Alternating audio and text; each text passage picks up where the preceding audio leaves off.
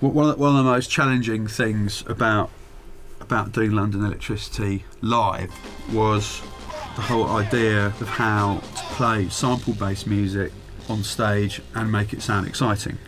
Previously, in the past, when people tend to play computer-generated music and tend to take it live, there tends to always be some sort of playback. Like, I think the whole playback thing, I think people make drum and bass into a massive big deal that it isn't. I mean, it's just music that you play.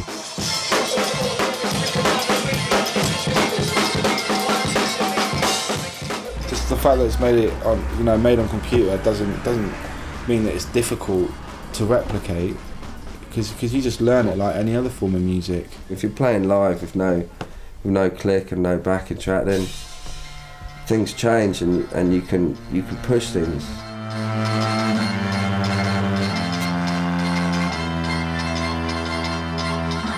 It really was about making a live band in the sense of being ultimately rhythmically tempo live, and also the ability to be structurally live as well.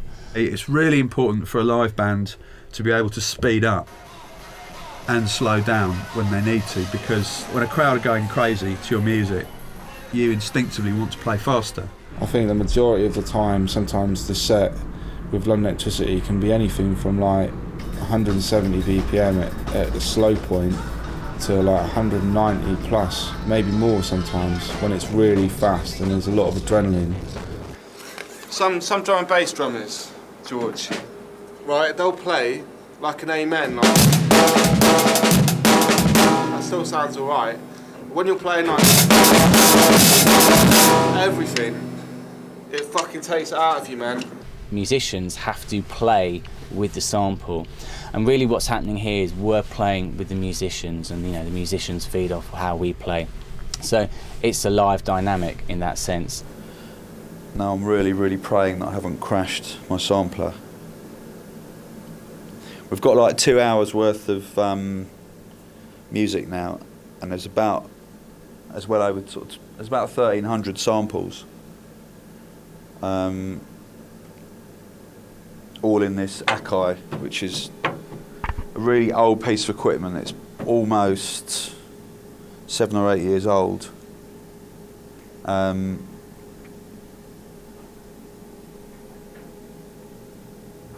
This is not good.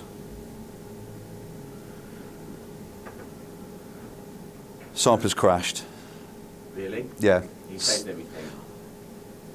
Now there's a 16-bar big sample, which is from a prog rock album by Arthur Brown and Vincent Crane. It's 16 bars. It's like horns. It goes da da da da ba da ba ba, and it's got all these bits on a wicked bit at the end. It goes da da da da da da, and it's like the tune's built around that.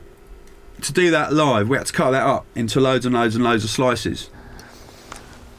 So this is a piece of software we use quite frequently in the chopping up of samples in order to place them onto the MIDI keyboard and onto the pads that I play, so that we can chop them into individual hits or splices, as we call them, so that when we play them back, that we can play back at variable tempos with the band. But this has been a very popular piece of software to be able to chop up individual cuts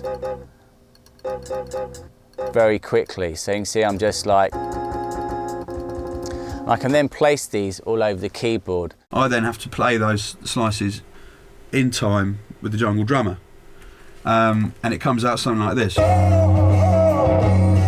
That's the first 4 slices. Got that on the first note. And then it goes.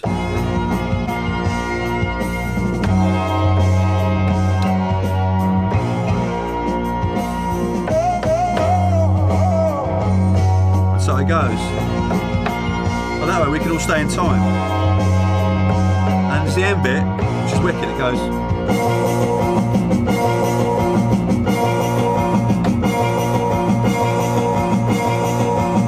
So you do your build up.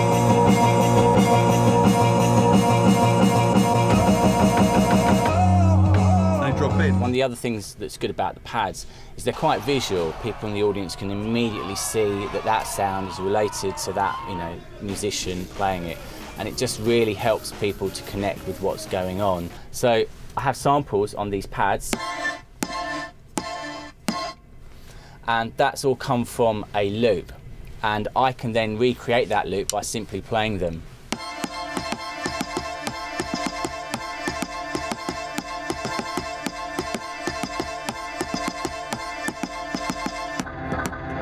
It's not about playing one beat or having things playing that you play over the top of as some like insurance policy.